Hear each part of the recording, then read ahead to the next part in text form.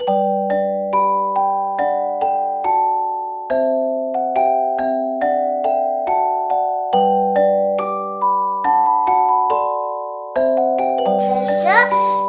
सब ठीक है।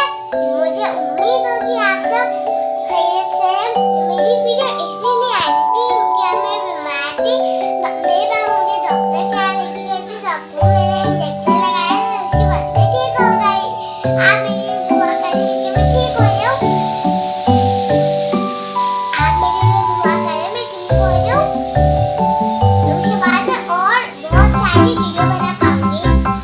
आपसे रिक्वेस्ट करती हूँ कि आप मेरे चैनल को लाइक करें।